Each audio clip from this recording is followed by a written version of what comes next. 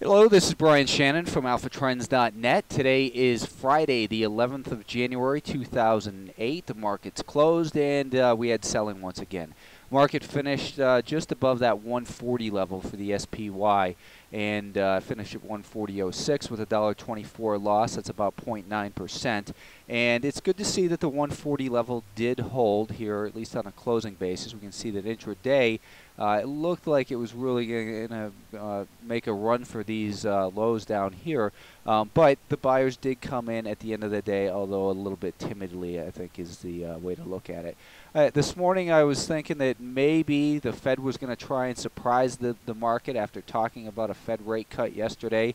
Perhaps they were going to deliver today. That obviously wasn't the case, but it kept me from getting aggressively short in this market. I think that the market's down to a level where it's extended, but it still just looks terrible. I mean, this is a classic downtrend. There's nothing bullish about this daily time frame here. And again, the weekly time frame, we had another really bad week. The only good thing you can say is that it's extended to the downside, and that's hardly the justification for getting long. So we are in a bearish environment here, and there's no reason to expect a rally to hold. So when I talk about a rally, anytime over the next probably several months, I expect that if we get rallies, and we will get rallies, just like we saw over here, that they'll be short-lived, and they can travel pretty far, is the typical rally within a bearish environment. So don't read too much into it. When I start to sound bullish, it's only for a shorter-term trade. Now, the level of resistance that this market, I've been saying, has to get above for a potential rally to hold a little bit would be above that 143 level. I've started to outline this inverted head and shoulders pattern, and it looks like maybe we're building that right shoulder. The market did hold above that 140 level on the closing basis, so now if it breaks this downtrend line, and this downtrend line looks to be pretty, we had this downtrend line broken, and now the one that I had just drawn in on a 10-minute time frame looks to be pretty significant, as that's where we had a couple tests from late last year, and then just on Thursday hitting on that level. So 143 remains the important level. We're in an overall bearish environment, so if we get a rally from there and you decide to take a long side trade, again, I think the best bet is typically with options in this type of environment. That way, if you are wrong and the market decides to continue lower, you can absolutely define what your risk is. As far as the trading today, the sellers, it was kind of a back and forth action above and below this VWAP, but at the end of the day, the sellers were able to close it below that level. However, again, it did hold above 140, and that's really about the most bullish thing you could say here on this bearish looking chart. So overall bearish environment. Market seems to maybe finding some support in here, and it could potentially move higher next week, but we've got options expiration, and we've got the start of a lot of earnings reports next week as well. So there's a lot of potential catalysts to move this market. I say just take it on a trade-by-trade basis.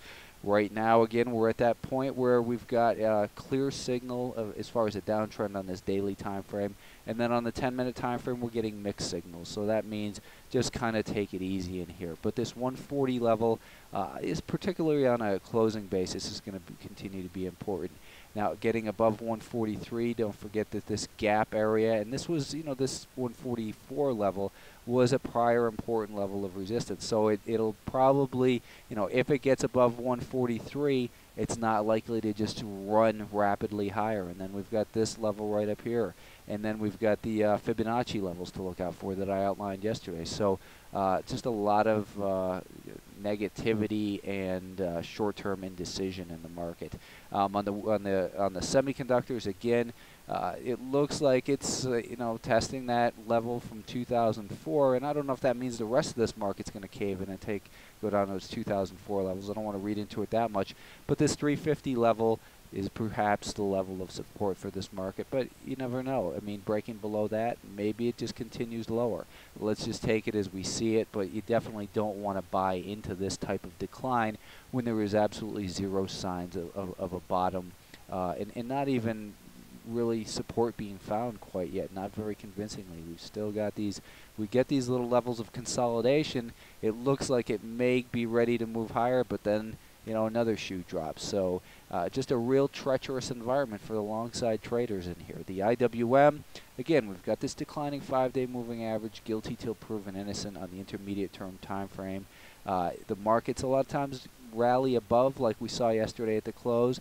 What I was looking for today was a pullback, perhaps down towards this level, and I thought that, you know, breaking below 70 would be a real would really be where the bigger problems came in. The market did seem to find support there once again, so that's 2 days in a row that 70 has proven to be important.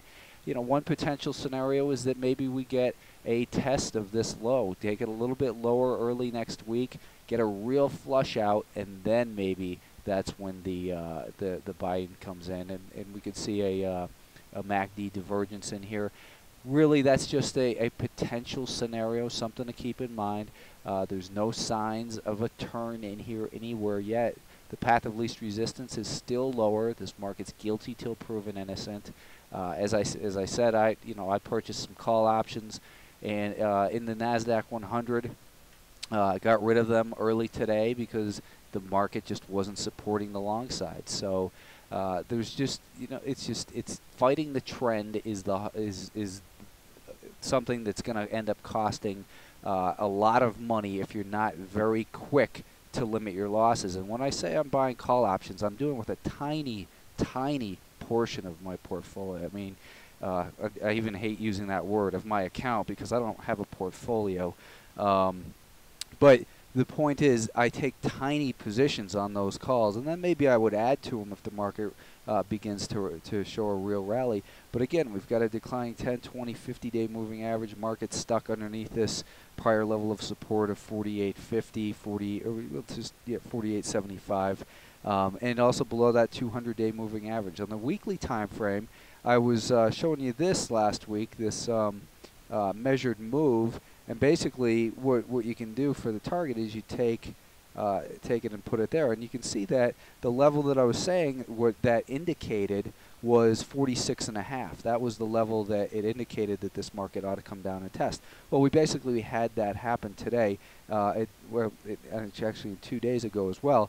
But again, there's still no end in sight for the selling so far. There is nothing bullish about this this chart.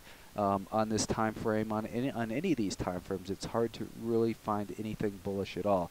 So continue to be very defensive in trading this market.